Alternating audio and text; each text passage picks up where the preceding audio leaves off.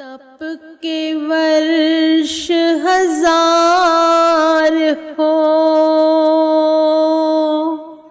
सत्संगत घड़ी हो एक,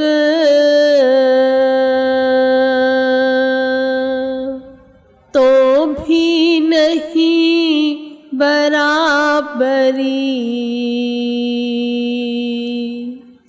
शुकदेव किया विवेक,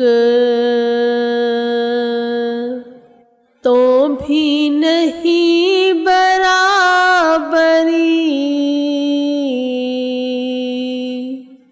शुकदेव किया विवेक। बोलो जयकारा बोल मेरे श्री गुरु महाराज की जय।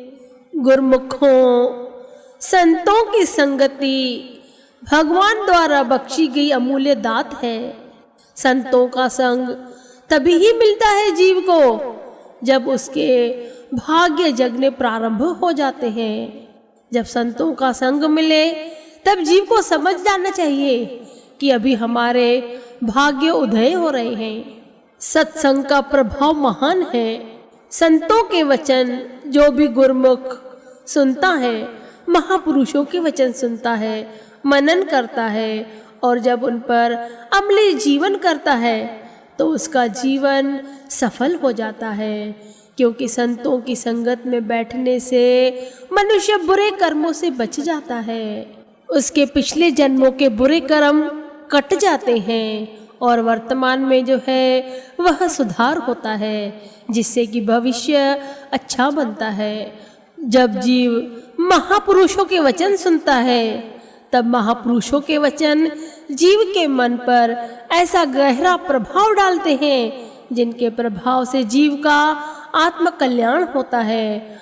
संतों के वचन जीवों के जीवन में नई रोशनी भर देते हैं, अंधकार को दूर हटा देते हैं। वे जीव भक्ति पथ पर सुदृढ़ होकर लक्ष्य की ओर आगे बढ़ते हैं, क्योंकि उन्हें सत्य का ज्ञान हो जाता है जब वह महापुरुषों की चरण शरण में बैठता है।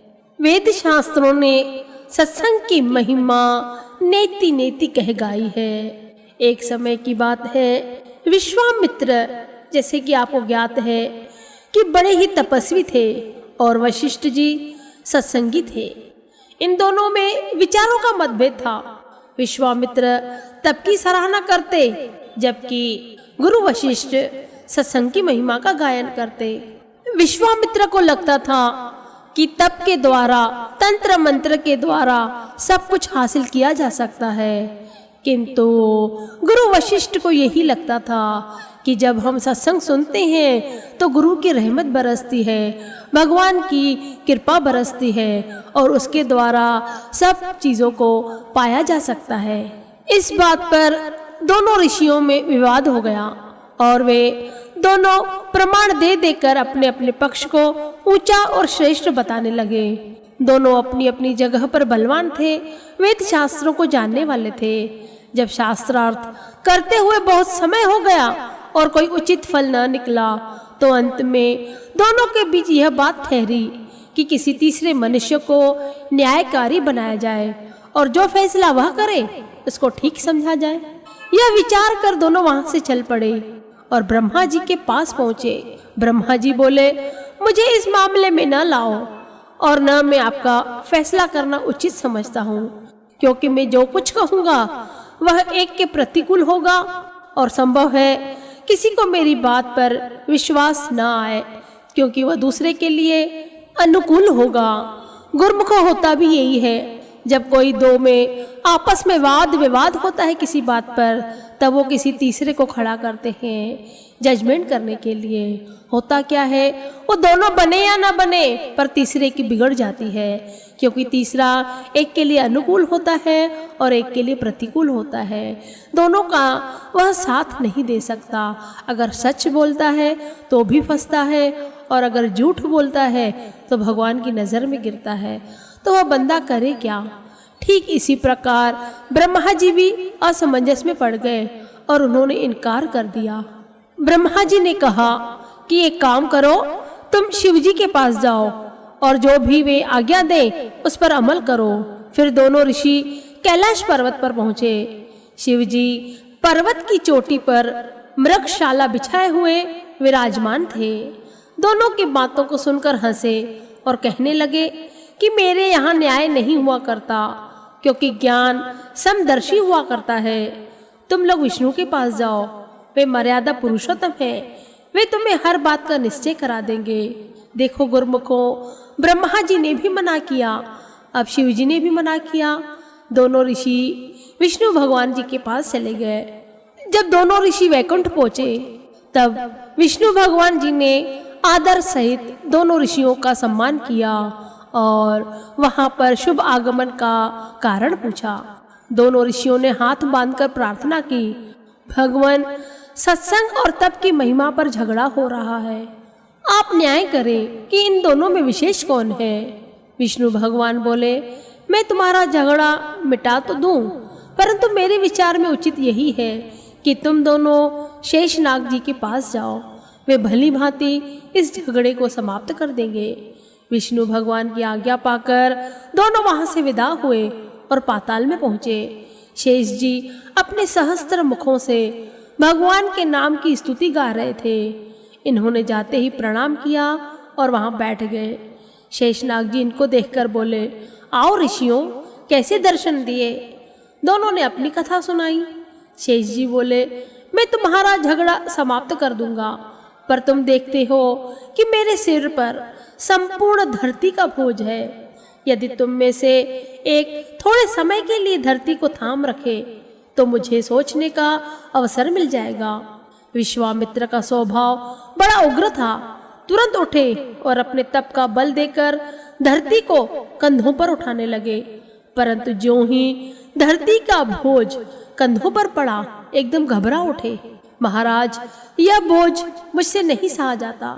शेषनाग बोले, वशिष्ठ जी तुम उठाओ। वशिष्ठ जी ने कहा, ए धरती, यदि मैंने यथार्थ रूप में सत्संग किया है तो एक पल भर का फल तुझे देता हूँ, तू ठहर जा। वशिष्ठ जी का इतना कहना था कि धरती अडोल हो गई। शेषनाग बोले, देखो विश्वामित्र, अब फैसला आपसे आप हो गया, अपने आप हो गया, अब बोलो क्या चाहते हो। यह सुनकर उन्होंने शेषनाग के चरणों में मस्तक झुकाया और वहां से विदा होकर अपने अपने आश्रमों की ओर चल दिए। गुरुमुखों, वाणी में भी जैसे वर्णन हुआ, तब के वर्ष 1000 हो, सत्संग घड़ी हो एक, तो भी नहीं बराबरी शुकदेव किया विवेक। जब कभी संतों महापुरुषों की अगर एक घड़ी आधी पुनियाद मिले तो भी ये अपना सौभाग्य समझो कि संतों महापुरुषों की संगति मिल गई, क्योंकि उनके संगत में ही हमारी प्रकृति सुधर जाती है। चाहे तपस्या 1000 वर्ष करो, मंत्र तंत्र पढ़ो, धर्म कर्म करो, सब करो, किंतु सर्वश्रेष्ठ जो है संतों महापुरुषों की चरण शरण है, उनके द्वारा बताए गए भक्ति के साधन हैं। संत पलटू साहेब जी संत महापुरुषों की महिमा इस प्रकार करते हैं, पर स्वार्थ के कारणे संत लिया अवतार, संत लिया अवतार, जगत को राह चलावे, भक्ति करे उपदेश, ज्ञान दे नाम सुनावे, प्रीत बढ़ावे जगत में, धरनी पर डोले। कितनो कहे कठोर वचन, वे अमृत बोले, उनको क्या है चाह, सहत है दुख घनेरा। जीव तारण के हेतु मुल्क फिरते बहुतेरा, पलटो सतगुरु पाय के, दास भया निर्वार। पलटू सतगुरु पाय के दास भया निर्वार। पर स्वार्थ के कारणे संत लिया अवतार। संत लिया अवतार जगत को राह चलावे। जगत को राह चलावे। गुरुमुखों, संत महापुरुष परमार्थ के लिए इस धराधाम पर आते हैं।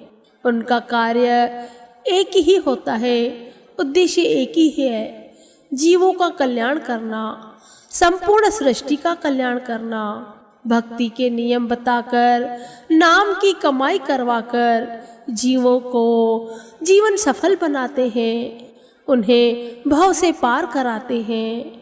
गुरुमुखों, संसार में हर जगह दुख ही दुख है, कष्ट ही कष्ट है, किंतु संतों महापुरुषों का संग ही ऐसा है जहाँ सुख ही सुख है। आप कभी भी आत्मसमर्पण भाव से संतों की शरण में जब बैठते हैं तब आपको इसकी अनुभूति होगी। इसके लिए ये जरूरी है कि मन में किसी भी प्रकार का भ्रम संशय ना हो, बुद्धि ना चलाए।